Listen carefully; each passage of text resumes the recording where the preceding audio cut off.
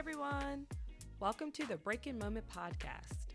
My name is Regine Bowe, and I am a social worker who wants to give you hope, encourage you, and help you feel less alone in your healing journey.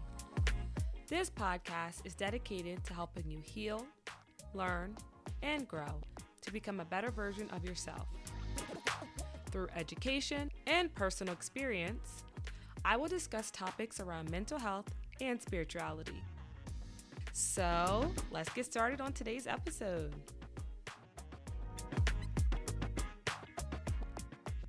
Hey everyone, welcome back to another episode of the Breaking Moment podcast. Remember, if any of this information is helpful to you or a friend, or if you love the episodes and you don't want to miss another one, make sure you subscribe or download the episodes. If you think a friend will like it, please share the Breaking Moment podcast to encourage others. So this week, we're going to be talking about embracing who you are. I felt this was important because when you think about becoming a better version of you, that involves embracing who you are, which is the good, the flaws, the ugly, the annoying parts of you, everything. So I wanted to talk about this because I think sometimes we go through life and we don't like who we are. We don't love who we are. We think we're too flawed. We think we're too much. We think we're all these things. But at the end of the day, you are who you are. And I think the first step in healing and the first step in growing and becoming a better version of you is embracing who you are. So yes, that means embracing the flaws as well. I know it's hard to think about it, but that's a part of you. So in this episode, I want to talk about being unique because I think each of us are unique. We are different in our own ways. I don't think anyone's the same.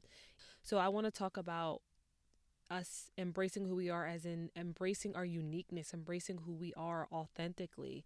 We are all different for a reason. We are all authentic. So I'm going to define what it means to be unique. I'm going to talk about what it feels like when we don't fit in. I'm going to talk about why we try to fit in. I'm going to talk about how your difference and how being you can serve you in this world. How you can accept being you. So my definition of being unique is being different from others and standing out. Everyone has different definitions, but that's just straight to the point. Being unique is being different than others. So an example might be not fitting in with peers, not fitting in at work, not fitting in at home. I think in society, sometimes individually we want to fit in with everyone else, but it's like you bring something different to the table. You are who you are. So why would you change who you are to fit in with other people? So now I'm going to talk about what it feels like when we don't fit in. It makes you feel, and some of this is from perspective, some of this is from looking it up, but it makes you feel like something is wrong and that you need to change. A lot of things I talk about, like I said, is from experience. Feeling like something is wrong. Like, why would we feel like something is wrong with us just because we don't fit in with a certain group? Like, have you ever thought about, okay, just because I don't fit in with this one group that I'm trying to fit in with, doesn't mean something's wrong. Maybe I'm just the wrong group. I think when we look at it from a different perspective, because it's like, why would we change who we are to fit in with a group when that group maybe isn't supposed to be who we're hanging out with, or maybe you're supposed to bring something different to the group. It's all about perspective. No, you don't need to change who you are to fit in with that group. That's big. Like, you don't. Like, if you're questioning it, I'm telling you, you don't. Be yourself. Not fitting in also can cause us to feel lonely, depressed, isolated, frustrated, confused. Because maybe we feel like we don't fit in with anyone. But it's like, okay, say you feel like this in your 20s and then in your 30s you find your group. You learn that it's not about fitting in with others. It's about being yourself and attracting the right people. I think if we look at it from that, like, okay, maybe I haven't found my friend group yet. Maybe I haven't found friends. Maybe I haven't found my relationship yet because maybe you're not with the right people, but it doesn't mean that something's wrong with you. Yes, it still can feel lonely. Like, I'm not taking that away. It definitely can feel lonely because at the end of the day, of course we want to fit in with others. yes, it can make you feel depressed and isolated because you're just like thinking about all the things that are wrong with you. It like it makes you over like highlight on all your flaws and all the things wrong with you, and then you start thinking, oh, this is because this flaw is why nobody hangs out with me. This flaw is because of this. But no, it's not anything. You are who you are for a reason. So I'm going to talk about now why we try to fit in. According to an article by Duke Today called Sometimes Even 3-Year-Olds Just Want to Fit in the Group, there was a study of 104 children aged 3.5, and they were invited to a pretend tea party. They discussed with other children what kind of tea they wanted: snacks, cups, plates, etc. So some children decided on a thing, for example, a donut. And even though if other students decided on something else, that child stuck to the item they wanted. But other times, 23% of time, children switched their choice to settle for someone else's. So the article concluded that even though children listen to adults, they understand things coming from the group norm and act out of sense of connectedness. So I wanted to talk about this article because it shows us even at a young age of 3.5 that as children, we might say, hey, I want a cookie, but everyone else is eating brownies. So, oh, never mind. I don't want the cookie. I want the brownie. But how does that serve you? How does that embrace who you are? Maybe you don't like brownies, but now you're going to choose the brownie because everyone else chooses the brownie. Like, no, if you want the cookie, get the cookie. Obviously, it's more than just snacks, but the point is that even I just wanted to highlight this article because it just shows you how we're quick to change things. We're quick to change what we want and where we want to go because others around us are doing something different. Others around us want something different. Others around us act differently, but we're not supposed to change that. We are who we are for a reason. I'm going to say that a lot throughout this episode because I want you to embrace who you are. I want you to start embracing those flaws. I want you to start to embrace all the great traits you have. Embrace who you are because we need you in the world. That was just an example, but some of the reasons why we want to fit in is we want to feel accepted. We learn this at a very young age, as I explained in the article. Everyone wants to feel accepted. Who wants to feel like something's wrong with them? Nobody. I think in life, if we don't understand that we're not supposed to fit in with everyone, then we are going to feel like something is wrong with us all the time. And I'm only saying that from experience, meaning no matter where I went, I wanted to always fit in with the groups I was in. And even though my mindset was differently, I thought something was wrong with me because I wasn't thinking like my age group. I wasn't thinking like a high schooler. I was always thinking ahead or certain things I just wouldn't do because I realized the consequence of it. But it was just like, I don't know. And I beat myself up about it because I'm like, why am I not like my 16-year-old peers or my 17-year-old peers or my 18-year-old peers? And then I realized that because that's not who I am. Like, I just see things differently. I want different things in life. I don't want to settle for this. I want more. So we want to feel accepted, and I think especially at a young age, not even just 3, but especially middle school, high school, like nobody wants to just feel alone. Like, I feel like those are the ages where you have, groups, like you have the athletes and you have this group and that group, this sports team, that sports team. Being confident in yourself probably isn't the best thing then. It is the best thing, but I think it's not looked at as the best thing. Like being confident in yourself and not doing what everyone else is doing is not really praised at that young age because, we're still growing at that age. You're still growing. Your brain is still developing. So I think once we get to a point where we realize that our differences and who we are is who we are, and we're not going to change that.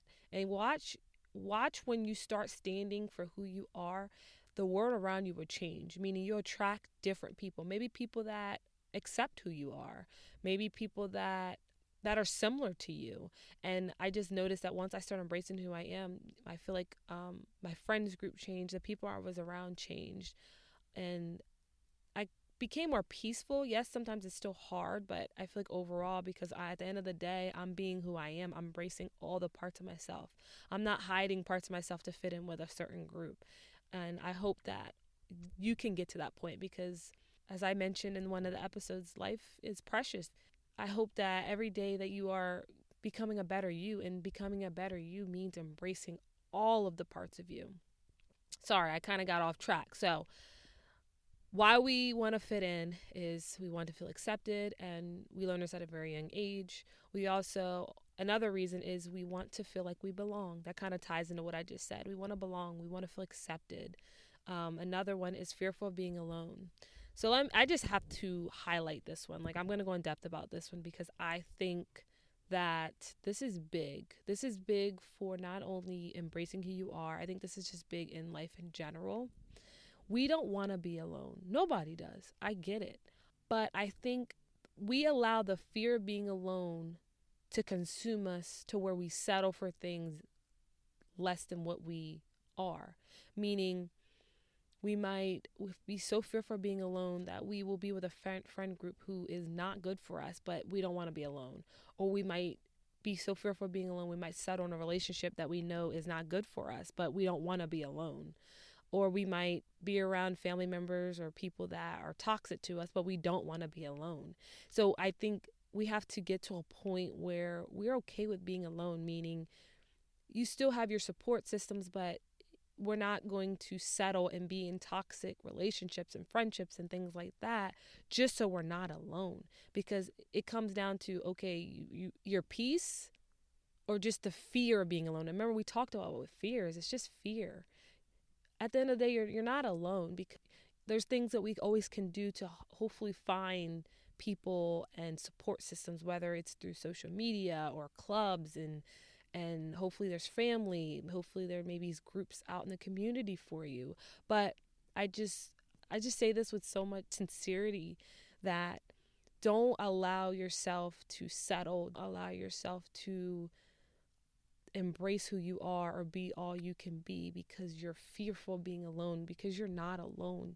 You're really not. I know it feels that way, but you're not. There's always someone going through what you're going through in similar ways. God's with you. And I have to highlight this one just because, like, that's something that I struggle with. I was so fearful of being alone that I settled for many things that I shouldn't have. And I just don't want that for you. And if that is you, I hope that you become aware of it, that it's not worth it. Yes, it's still going to be hard, but maybe this moment of being alone will teach you things about yourself. Maybe you will start engaging in activities that you need to do and start embracing parts of yourself that you need to. And then it leads you to the right people for you. It leads you to the right relationship for you. It leads you to the right job and things for you. So yes, that one I just had to highlight. Another reason why we try to fit in is same thing, we're uncomfortable to be alone. So fearful of being alone, we're uncomfortable with being alone.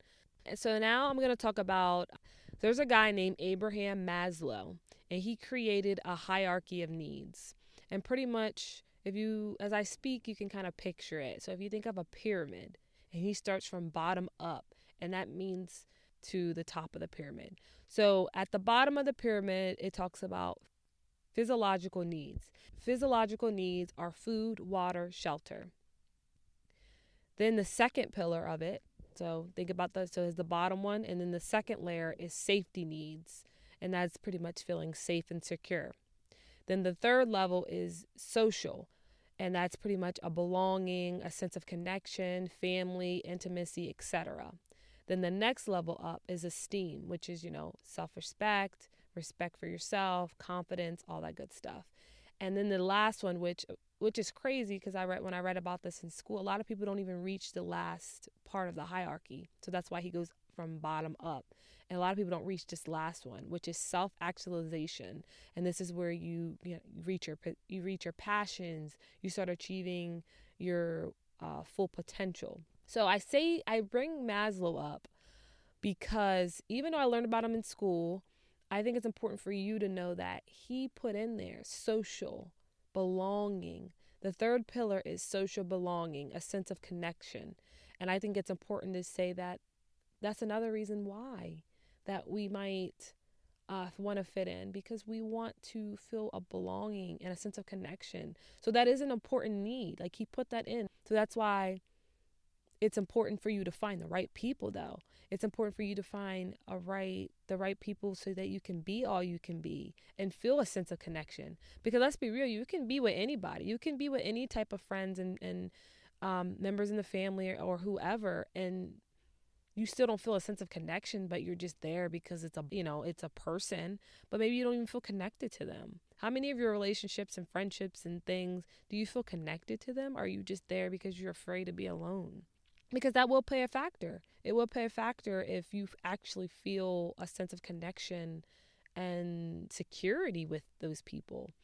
I just wanted to add that because I think it's important to know that it is an important step. Maslow put it in there that every person needs that. They want to feel like they belong in a place. And I also want to highlight he did add esteem, which is, respect and confidence for yourself.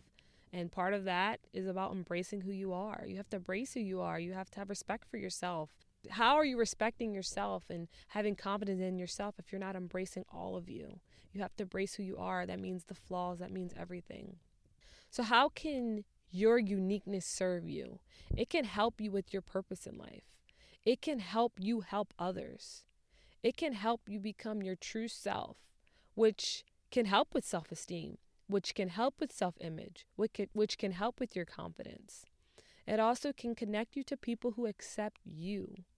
And it can lead you to people who have similar traits or values as you.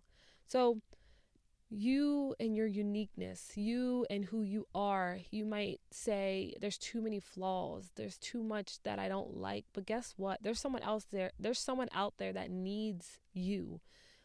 Maybe they need you in your job, maybe they need you as a friend, maybe they need you at church, maybe they need you at the grocery store, maybe they need you in a relationship, but you matter, and all of who you are, no matter what flaw you think you have, there's someone out there that needs you.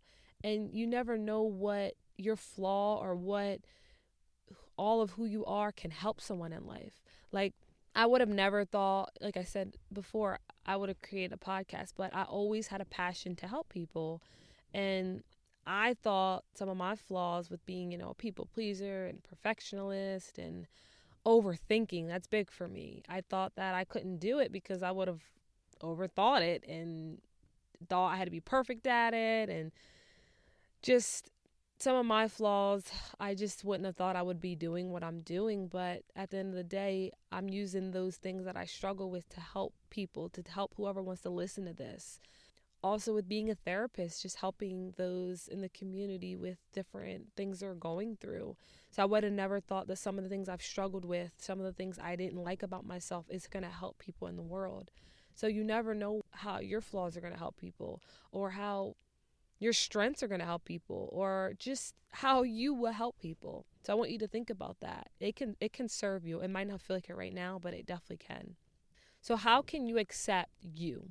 I want you to focus on your strengths and your weaknesses, but it's a balance. So yes, I want you to write down your weaknesses so you can say, I'm a procrastinator, I'm an overthinker, I have anxiety, I don't have a degree, all these things that you think are weaknesses. But then I want you to balance it. So then we're going to talk about some strengths. But maybe you're responsible. Maybe you have good time management. Maybe you are a hard worker. Maybe you are very empathetic. You're an active listener. Maybe you are very organized. And I would just want you to take a sheet of paper and you just write down your weaknesses and your strengths. And it doesn't matter which one has more. It just helps you to see that, yes, even though I have weaknesses, I have strengths. And like I said, you never know what your weaknesses or your flaws, how it will still help you in the world and how it might help others. So the first one is to focus on your strengths and weaknesses. 2, I want you to accept who you are. And this is a process. You can still, by accepting it, I want you to realize that you can still have things that you wonder about. You can still have things you're unsure about. You can still have things that you don't understand about yourself. But accepting it, meaning, just saying, you know what, I struggle with procrastination. Sometimes even just accepting is the first step, because think about it. If we're just in denial, like, nope, say you never turn your work in on time. You always procrastinate, like with assignments, with work, with everything. And you're in denial, like, nope, I'm not a procrastinator, or nope, I'm not this. Nope, I have good time management, but nothing's ever turned in. If you can't accept it, then you can't work towards figuring out how to become better in those areas, or figuring out how to embrace who you are if you can't accept it. Remember, acceptance doesn't mean you like it. It just is accepting the fact that it's true. So for me, I had to accept that I struggle with anxiety. I had to accept that I struggled with people pleasing. That was hard for me to accept because the thought of just accepting a flaw just makes you like, ugh, like just not want to do it, you know? So I had to accept that I was a people pleaser. I had to accept that I was a perfectionist, that I thought that it was normal because I thought that you were always supposed to be perfect at everything, but you're not. Because how does that help you in life trying to be perfect at everything? Because nobody's perfect. So I'm pretty much setting myself up for failure. So I had to accept that I was a people pleaser. I had to accept that I was a perfectionist. I had to accept that I was an overthinker. So I had to accept these things of who I am so that I can embrace who I am, so that I can learn to love who I am despite those things. So then the next step, I want you to try to learn from people who are different than you instead of comparing yourself or trying to fit in with them. So maybe you're with a group and you do feel different, but maybe instead of comparing yourself saying, I need to be like them, I need to start acting like them, I need to think like them, maybe see what you can learn from them. Don't try to fit in with them. Maybe God put you with them because there's something you can learn from them, but also something they can learn from you. Another one is maybe surround yourself with people of similar interests. Yes, we don't always want to feel like we don't fit in with a group. So say maybe you like karate. I don't know. I just thought of karate. And none of your friends at school like karate. Maybe go to a karate class and maybe you can make friends there. Or maybe you like walking or running and you always do it by yourself, but you wouldn't mind doing it with other people, and all your friends maybe are busy and stuff. Maybe see if you can start a group. Maybe you can start a group for people in the community that want to run. Or maybe you like to do podcasts and no one around you is doing podcasts. Maybe you can, create the podcast or find someone that might be interested in podcasts and create a group. Yeah. So it's not about, there's people out there that might have similar interest in you that you haven't met yet. Maybe you love cars and designing them and all that stuff. Maybe see if you could find a car group in the community. Another step is spend time doing what you love.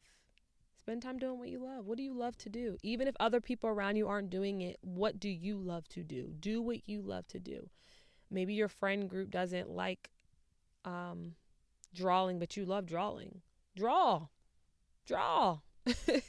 Or maybe at home you're the only one that likes sports, but no one else likes sports. Play sports. I know it's like you want them to maybe be there for you, but and maybe they will. Maybe they didn't play sports in their lives, so they don't know kind of how to do it. Maybe it's something that you can teach them. You can always look at embracing who you are as a teaching experience, because someone around you might want to do what you're doing and they don't know how to. So it's about you accepting who you are, and then maybe you can show them and they might be like, hey, I like that too. And then boom, you have someone that likes similar things as you. So that's it. With closing, I just want to say I think one of the best feelings in life is when you learn to accept and embrace yourself. Embracing your weaknesses, embracing your strengths, embracing your values, embracing everything about you. It helps you to show up in the world as you and nobody else. You have one life. One. Not two, not three, not four, not five, not six. One. Be yourself. Don't be anyone else. Don't be anybody else. Don't try to fit in with anyone else. Be who you are, and the right people will come to you. And this will allow you to see life differently, because you will no longer live life fearful of others or thinking that something is wrong with you, because you will love all of you. I challenge you to embrace who you are, because the world needs you to be you. I was listening to a sermon, this is a side note, and at the end of the day, you don't know who needs to hear your voice. You don't know who needs to see your smile. You don't know who needs to see you light up the room. So, but they can't see that if you're not all of you. If you're being a fraud, pretty much you're being a fraud to yourself. Don't be a fraud to yourself. Be true to you. And you don't know what that'll lead you to in the world. You never know who your kind words, your bright smile, and your loving heart, or your calming words will do for someone in the world. Yes, you may be different. Yes, you may feel like you don't fit in. Yes, you may feel alone. Yes, you may feel like an outsider. Yes, you may feel not good enough. Yes, you may stand out. But that's okay. Give yourself permission to embrace who you are. The world needs you. If you don't hear anything I say today, the world needs you to be you. So that starts with you embracing yourself. All right, guys. I'll talk to you guys again next week. Bye. Thank you for listening to the Breaking Moment podcast. If this information was helpful, please share it with others. And if you enjoy listening, subscribe to the podcast so you can get the latest episodes. You can listen to the Breaking Moment podcast on Apple Podcasts, Spotify, or wherever you get your podcast. Until then, I will see y'all next week.